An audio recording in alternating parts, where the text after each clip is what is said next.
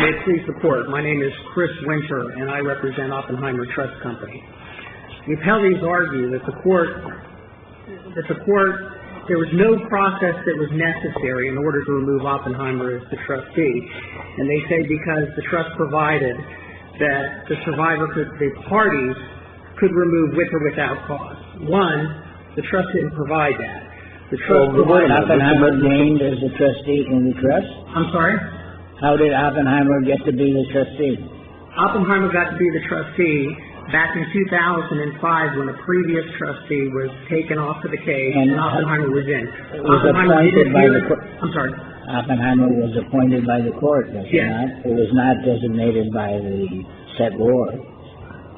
Well, there was a reformed trustee. Do you have some kind of vested interest in being the trustee because the court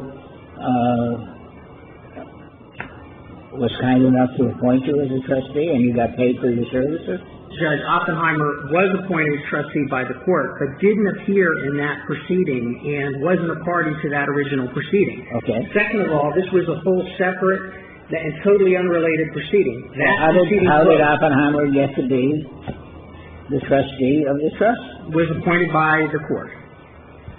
I'll ask the same question. It doesn't make any difference. Do you have any standing whatsoever to complain about your being discharged by the court? Yes, Judge, we did. Why? Because... What vested right did you appeal? Section 736.201, subsection 1 provides that a judicial proceeding concerning the trust shall be commenced by filing a complaint and is governed by the Florida Rules of Civil Procedure. That is not the point. But even if that was the case, you waived it. I mean, Mr. McElroy says the following to Judge Rothenberg. To the extent we don't seek to cause any break in the settlement or anything like that, we don't want to. All we want to do is make sure Oppenheimer's rights are protected, their duties are fulfilled, and we're discharged and released as trustee. And he really wanted to focus on making sure that whatever payments had to be made, that's on page 26 of the hearing that occurred on December 16, 2011, my birthday. So that must have been very important. Yes, but that isn't the submission of jurisdiction. In order to defend yourself against a court order, to come in and say, listen, they raised jurisdiction, first of all. What jurisdiction? There's no issue of jurisdiction over you, is there? Yes, Judge, because there's a court order entered without Oppenheimer being present, removing Oppenheimer as the... But Oppenheimer doesn't have any standing to do anything. I'm sorry? Oppenheimer was appointed by the grace of the court and can be removed by the grace of the court. Yes, Judge. It can be removed, but here's the issue. What is the vested interest or right that you have been deprived of?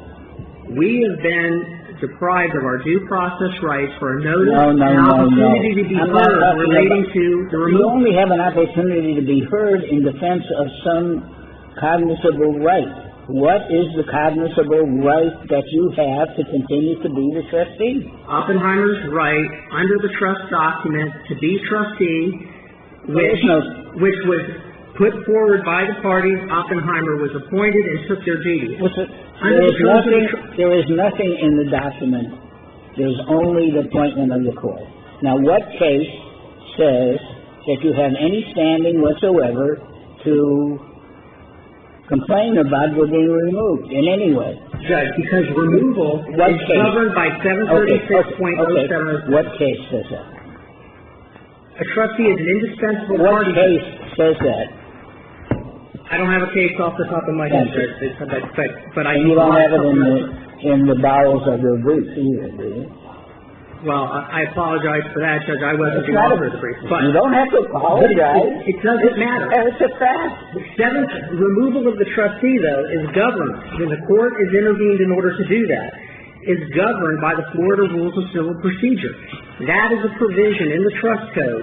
Removal of a trustee, 736.0706, provides for removal of the trustee, and it says, the settlor, a co-trustee, or a beneficiary may request the court to remove a trustee, or a trustee may be removed by the court on the court's own initiative under certain circumstances under that rule. We've read that, but that's Judge Fernandez's question to you, is wasn't that waived?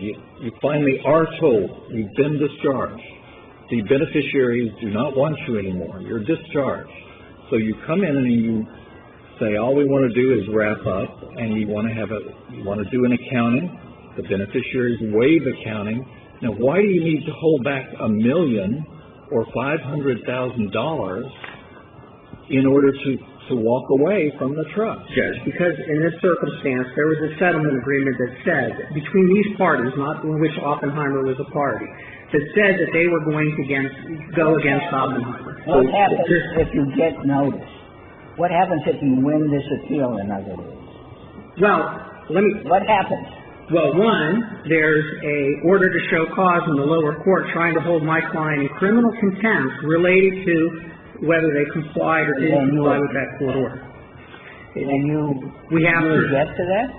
We object to criminal contempt against the client? Of course we do, Judge, with respect to that. My client wasn't a party to the proceeding. In order to bind you have been removed. Is there some, has not been properly removed, Judge. Under the statute, they have to file an action with the trust complaint. If you reverse, you're then not removed. You're unremoved. Correct, Judge. But what happens the next day? They would then have to file a trust complaint in compliance with the rules of civil procedure under. And how can they possibly lose that? Judge, if the point isn't whether they'll win or lose. So the point is that we would just pay more fees to more lawyers to plead the trust assets. No, my client has turned over the assets with respect to this. All of it? All of the assets with respect to the trust assets. So the case is moot either? No, because there's issues with respect to criminal contempt. What issues? There's issues with respect to attorney's fees. What issues? There's issues with attorney's fees. And my client should be able to hold a reserve under the statute. Why? Under removal. Why? Because the statute before the legislature has made that judgment. But the trust is not being terminated. Someone else is taking over as trustee. Yes. There's not a termination here.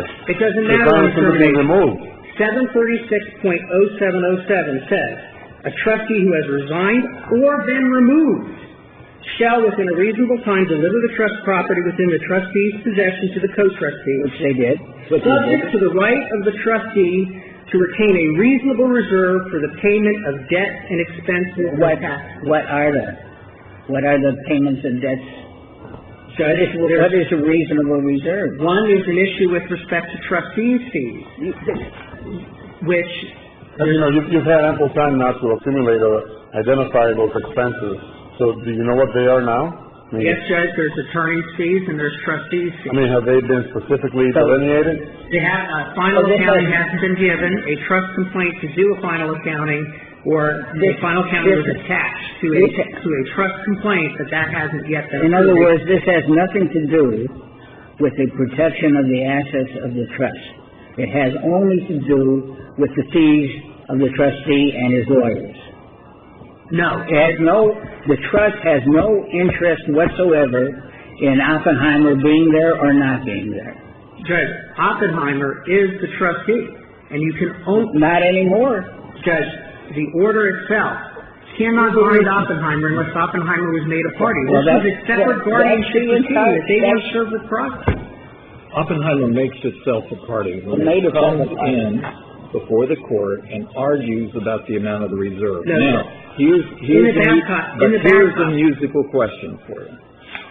If you came in and you demanded a reserve which was inherently unreasonable, why is there any order in the court saying you get no reserve? Well, Judge, one, whether a reserve is reasonable or not isn't for this court to decide. It's whether the lower court to decide. Well, I think the lower court made a decision about that. That's what I think, looking at the order. In the Babcock case, it was a husband and wife, and it was cited to with respect to both parties, by both parties. With respect to that case, the court held that the husband came in and attacked the judgment under 1.540 in addition to the rest. And Babcock actually supports Oppenheimer's position that it holds that the husband did not submit to jurisdiction by coming back in and trying to alleviate the world has to do with this situation.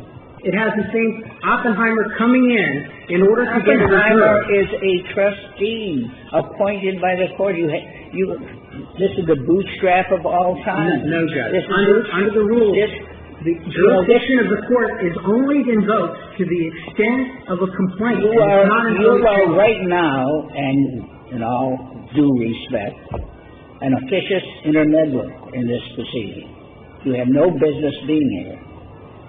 Judge, Oppenheimer had a vested right as trustee. He had no vested right as trustee. They had a vested right as trustee under the terms of the Reform Trust. They could be removed by the court, but you have to follow due process. Okay. You can't just deliver an order after the fact saying you're removed, that's it. And that's what happened in this case. That is what happened. We'll give you a couple of minutes for rebuttal, and let's hear from your opposition. Thank you. If it please the court, I'm Robert Stock. I represent three of the beneficiaries of the trust, Rochelle Kellerson, Tip for Lyons, and Joyce Ganauer, and they were the petitioners in the court below. Our reply brief has been adopted by the Professional Guardian Comprehensive Personal Care Services, as well as Judy Sugar, one of the other beneficiaries and an interested party in the proceedings below. In this case, what Oppenheimer is essentially doing is they're trying to obtain some kind of leverage to obtain a release. It has the appearance of a self-defense fund, which is sequestered and will be released in return for a release. Correct. And so that the argument can be made, you want to sue me as trustee, have at it, and the funds will diminish. Correct. That's exactly correct. And that's exactly what the trust was designed to avoid, because the trust term said that the trustee could be removed for any reason or for no reason at the discretion of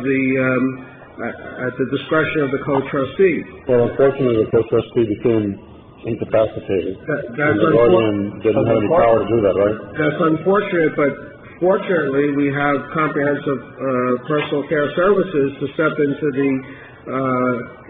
the ward's shoes and to. But under the trust agreement, the guardian had no power. Under the trust agreement, the guardian did not have the power of the co-trustee. Isn't that correct? The trust agreement is silent on that issue, but the intent of I believe the trust agreement says specifically that once the co-trustee becomes incapacitated, no one can act for her. That's correct, but the intent of the document was to allow the trustee, the corporate trustee, to serve at will, and the Oppenheimer. What they want is a fund to defend themselves from a non-existent case. That's exactly right. And they want trustees and legal fees for establishing that non-existent fund in response to a non-existent case. That's exactly right. And every expense that Oppenheimer referred to in terms of legal fees were expenses incurred by Oppenheimer to try to bootstrap themselves to obtain a reserve. These are not expenses that were incidental to the management of the trust. These were expenses that were incurred after they were terminating in their self-serving efforts to obtain this holdback. Secondly, the court needs to consider the fact that all of the assets... they were using the trust assets to defend themselves. Correct. And that's exactly the type of conduct that was prohibited in the Bromlow case. And the Bromlow case said that if the trustee is accused of wrongdoing, the trustee is not entitled to fees for defending itself. This is an ongoing trust, and obviously, if Oppenheimer were wrongly accused of misconduct and they had to incur fees to defend themselves, they could make application to the court, just like our firm did, the Guardian's Council did, the successor trustee has, for compensation for their services. This is not money that's going away. This simply is an effort to hold up the beneficiaries and to actually place the ward at great peril.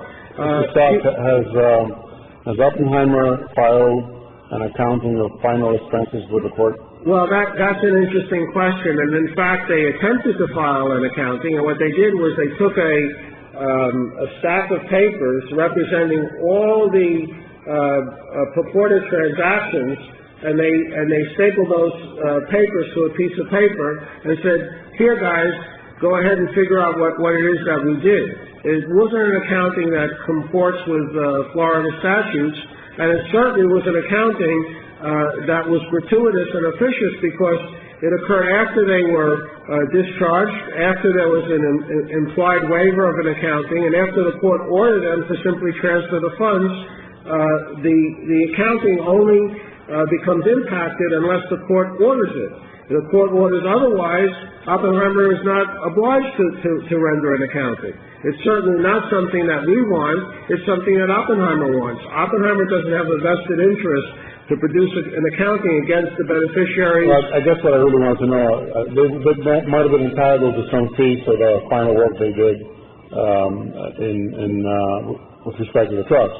What I mean is, did they give those numbers to the court? No, they have not. They may have been in that pile, I guess. No, they were not. Okay. And in fact, the action for the accounting was dismissed. So right now, there is no operative accounting complaint. And the funds in the trust, or the securities, whatever the assets are, have been transferred over to BB&T? Yes, they have, with the exception of one asset, which is an investment in a hedge fund, which is not liquid. And that, I understand, is going to settle this month, and it's going to, it was assigned by Oppenheimer, it's going to, after it settles and is liquidated, it's going to be picked up by BB&T.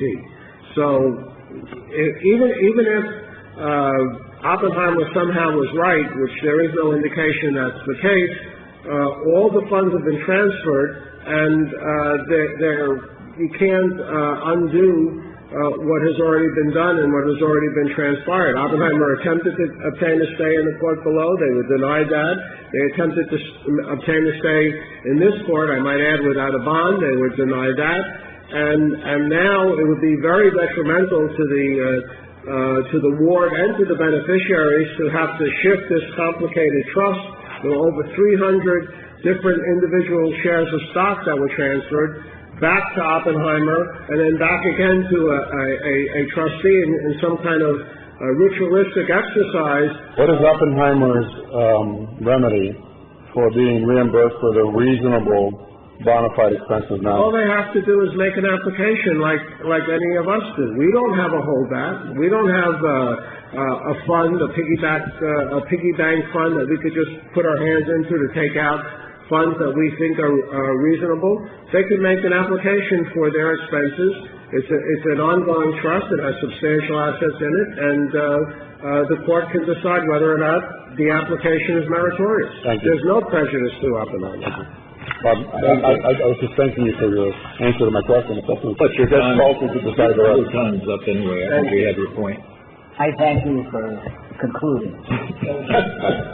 To answer your question, Judge Schwartz, the estate of Sisser case, which is cited in the brief, trustees are indispensable parties to all actions affecting the corpus of the trust.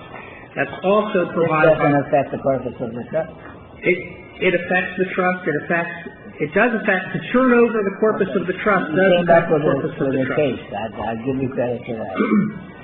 This was not a non-existent case. Mr. Stock has been appointed to be the ad litem to sue Oppenheimer for alleged breach of trust. The trust code is set up in such a way that what happens is when a trustee is removed is they can do a final accounting, and then they can do a limitation notice that gives everybody 6 months in order to object to any expenses in that trust. They haven't done that. That is true that hasn't been done. Instead, Mr. Downey elected to file his accounting and file a complaint in order to have court approval of the accounting. That hasn't been done, and that hasn't been concluded as of yet. There was a complaint. It was dismissed because the judge wasn't happy about the format of the accounting, and we were given leave to amend. I can't imagine what I'm guessing could have done. But Oppenheimer does have a duty to provide an accounting, and in order to get releases, they have a lien right. Somebody who wants you to perform it. But as a trustee, you have a vested property lien right in the property of the trust. You do have lien rights with respect to that. So where do I turn to find the quantum of a reasonable lien as opposed to the number $1 million or $500,000? Well, Judge, obviously, there's a statute that says that there's a reserve. Where is that in the record? And the trustee makes that determination on what he believes a reasonable reserve is with respect to that. The trustee makes the determination or the court does? No, the trustee, because there is no court intervention except to the extent it's invoked by a complaint. And if somebody then has a complaint about it, they could file a complaint with respect to the reserve. But quite frankly, within 6 months after an accounting, it would be finished, it would be done, and an accounting would be done with respect to that. But unfortunately, in this case, because So of litigation... where in the record do I find the components of a $500,000 lien? Where do I find what justifies holding $500,000 as opposed to $2,000? Judge, that's determined on a facts and circumstances basis. And so there's no record of it. There was no record before the probate judge. There's no record before us. Is that right? As to what's the component of a reasonable reserve? Yes. Well, how it was calculated. there is nothing in the record that I'm aware of that says how they calculated that reasonable reserve, except that there was over $1 million worth of fees that were spent by the rest of these parties. The reasonable reserve is to protect you. It is not to protect the trust assets, the ward, or anybody. It's Right. to protect. It's the. I've said this so many times because it's been it's the bootstrap of all time. Well, let's look at it this way, if you want to talk about the bootstrap of all time. There's an order that says you must turn over all the money to a new successor trustee. What you did. We did. Northern Trust did not accept their duties as successor trustee. So later, BB&T came in, and we did, as soon as BB&T was ready to accept that was. So what does that give you? The second bootstrap of all time is the following. The court enters one order saying you must turn over all the assets, enters another order and says, Oppenheimer, for the next 12 months, you're to give $20,000 a month to this person. That's an inconsistent order. Oppenheimer wasn't a party to that order either with respect to that. So you were free to disregard it. Okay.